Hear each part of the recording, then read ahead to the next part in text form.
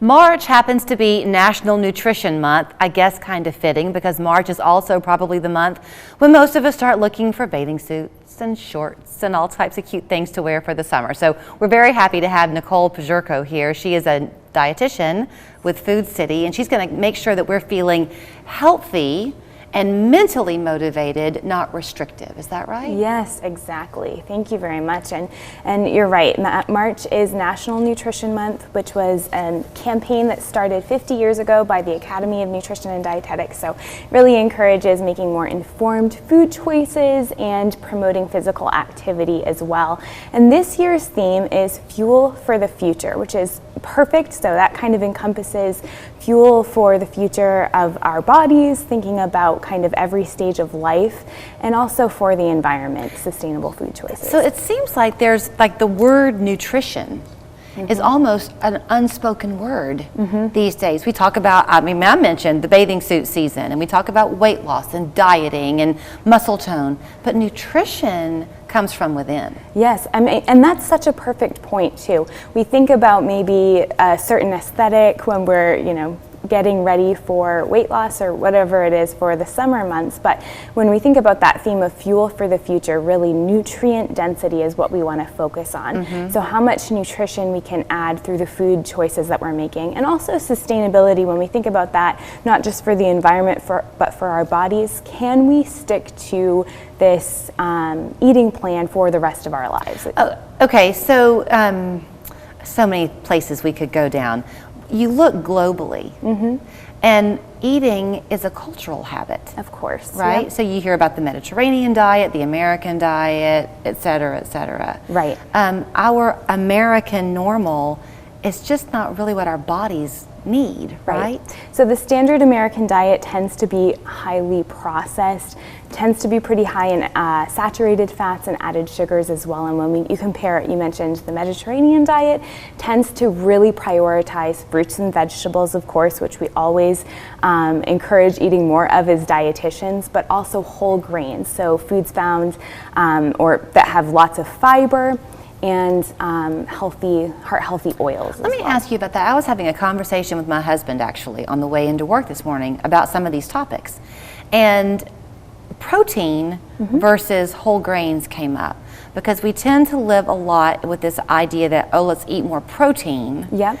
But I was asking my husband, I wonder if we ought to be eating more whole grains instead. Yeah.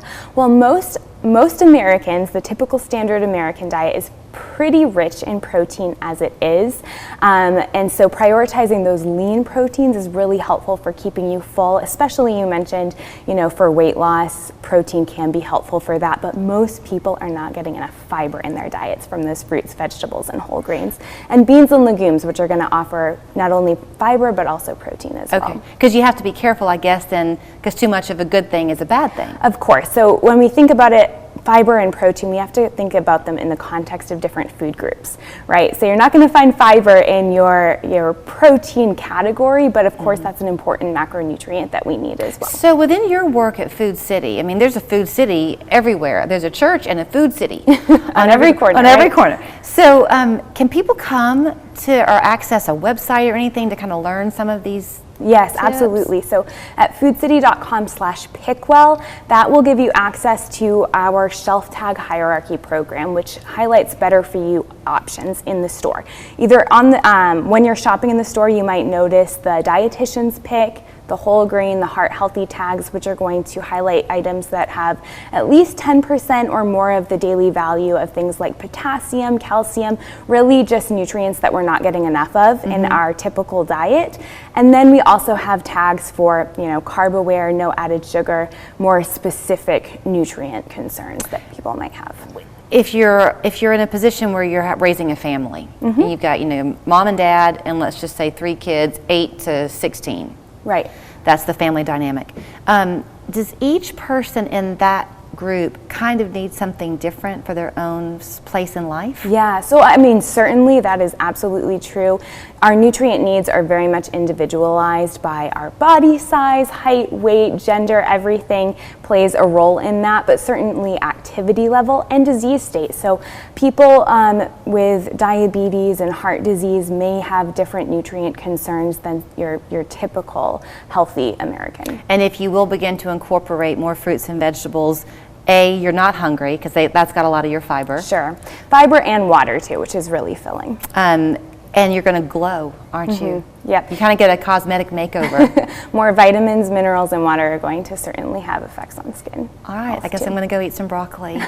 Nicole, thank you so much. Thank you so much. So if they go to foodcity.com, they can learn more that way? Foodcity.com or foodcity.com/pickwell. Okay.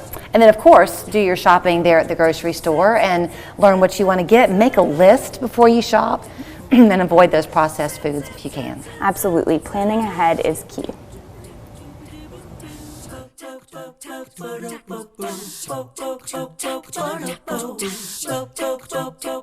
I am finished indulging you. Forever, or just in regards to the cake?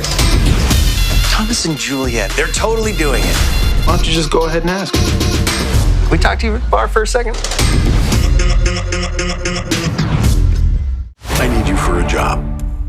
A hidden fortune worth hundreds of millions. There's a homicidal maniac on the same treasure hunt. I'm in! We gotta celebrate. Say hello to